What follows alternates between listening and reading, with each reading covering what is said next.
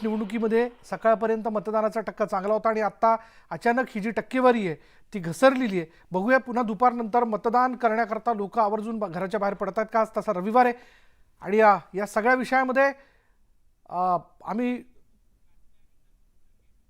रवींद्र धंगेकर आणि रासने यांची प्रतिक्रिया आम्ही जाणून घेतली। बघूया त्यांनी काय म्हटलंय। जो मतदानाचा अधिकार आहे तो मी बजावला आहे। भारतीय जनता पार्टी व सर्व मित्र पक्षांच्या वतीने भारतीय जनता पार्टी, शिवसेना, RPI, लोक जनशक्ती पार्टी, शिवसंग्राम या सर्व मित्र पक्षांचा अधिकृत उमेदवार म्हणून कसबा मतदारसंघाची पोटनिवडणूक मी लढवत आहे। गेली 40 वर्ष सार्वजनिक जीवनात गणेशोत्सव मंडळाच्या माध्यमातून मी काम करत आहे।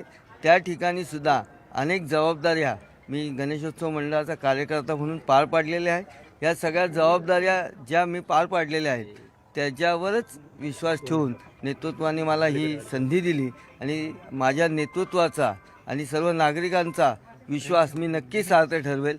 माझ्या 30 वर्षाच्या काळामध्ये माझं हे काम मी केलेलं आहे, त्यामुळे मी निवडणुकीमध्ये कधी धाकधूक नसते, कारण मी लढणार माझ्या उद्याबद्दल की चालू माझं काम काय होईल नाही होईल, पण जनता माझ्या पाठीशी। मतदारांमध्ये तेवढाच उत्साह आहे। आज या ठिकाणी मी PK शाळेमध्ये येऊन मतदान केलेलं आहे।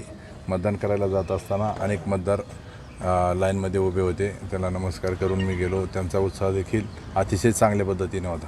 नक्कीच त्यांच्या चेहऱ्यावरलं हास्य मला सांगत होतं येणारा 2 तारीख ही आपलीच असेल। मतदारांचा विश्वास खूप माझ्यावरती आहे, जो साहेबांवरती जितका होता तितकाच भक्कमपणे अजूनही विश्वास आहे की अजिबात त्यांचा विश्वास असा डळमळीत झालेला नाही आहे। कुठेही किंचितही अगदी एक एवढा नखा एवढा पण मला विश्वास त्यांचा ढळलेला वाटत नाही आहे। ते जितक्या साहेबांच्या पाठीमागं भक्कमपणे उभे होते तितक्याच माझ्याही पाठीमागं, आमच्या कुटुंबाच्या पाठीमागं भक्कमपणे उभे आहेत। कसबा मतदारसंघातील पोटनिवडणुकीच्या मतदानाच्या वेळी राष्ट्रवादी काँग्रेसच्या नेत्या रुपाली ठोंबरे यांनी नियमांचं उल्लंघन केलंय।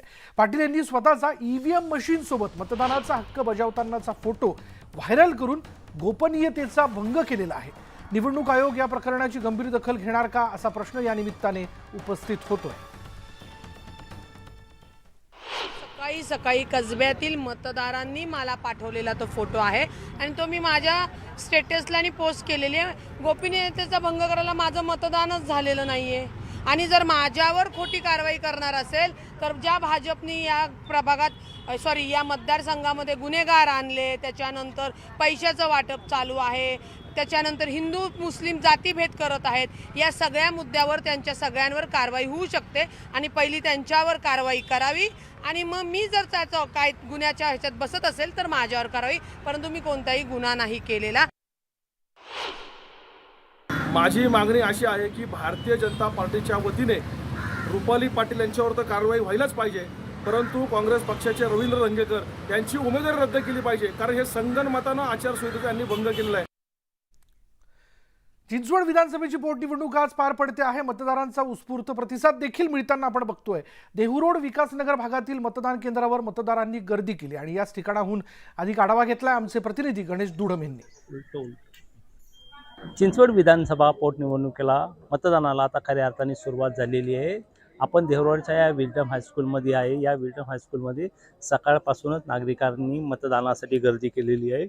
तसं पाहायला गेलं तर चिंचवड विधानसभेमध्ये खऱ्या अर्थाने तिरंगी लढत आपल्याला पाहायला मिळत आहे। 27 उमेदवार जरी आपलं नशीब आजमावत असेल तरी या संपूर्ण विधानसभेमध्ये तिरंगी लढत आपल्याला पाहायला मिळत आहेत, कारण की भाजप महायुतीच्या अश्विनी जगताप असतील, महाविकास आघाडीचे नाना काटे असतील किंवा अपक्ष बहुजन वंचित पुरस्कृत उमेदवार राहुल कलाटे असेल, यांच्यामध्येच खऱ्या अर्थाने ही लढत पाहायला मिळत आहे। त्यामुळं आज सकाळी 7 वाजल्यापासूनच आता येथे मोठ्या प्रमाणामध्ये नागरिकांनी मतदानासाठी सुरुवात येऊ लागलेले आहेत। मात्र या ठिकाणी जर पाहायला गेलं तर पोलिसांचा अगदी चोख बंदोबस्त आहे, त्यामुळे कुठेतरी ही जी मतदान प्रक्रिया आहे अगदी शांततेमध्ये पार पडताना आपल्याला दिसून येत आहे। गणेश दुडम, न्यूज 18 लोकमत, मावळ। छान वाटलं मतदान करून, फर्स्ट टाइम केलं। इव्हन मी मतदान करण्यासाठी कोल्हापूरवरनं इकडे आले, त्यामुळे खूप छान वाटलं फर्स्ट टाइम वोटिंग करून। आता महागाई सध्या वाढलेली आहे, त्यामुळे कुठेतरी जाऊन सामान्य माणसांना महागाई ही कमी थोडीशी जर झाली पाहिजे, हा क्रायटेरिया मनामध्ये ठेवला आणि वोटिंग केलं।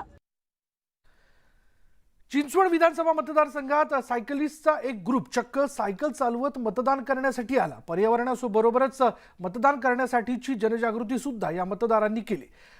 मतदानाचा हक्क बजावणं हा आपला नैतिक अधिकार कर्तव्य असून पिंपरी चिंचवड शहर पुन्हा सायकलिंगचं शहर म्हणून ओळखलं जावं असं मत सायकलपटूंनी व्यक्त केलंय. आपलं शहर परत एकदा सायकलिंगचं शहर व्हावं आणि सगळ्यांचं आरोग्य सुधारावं हाच त्याच्यातला मुख्य उद्देश होता. त्यामुळे आम्ही सायकलवर मतदान करायला आलो. लोकांनी उत्साहपणे मतदानाला यावं, जास्तीत जास्त मतदान करावं, जेणेकरून मतदानाचा आपला हक्क तरी बजावता येईल तुम्हाला.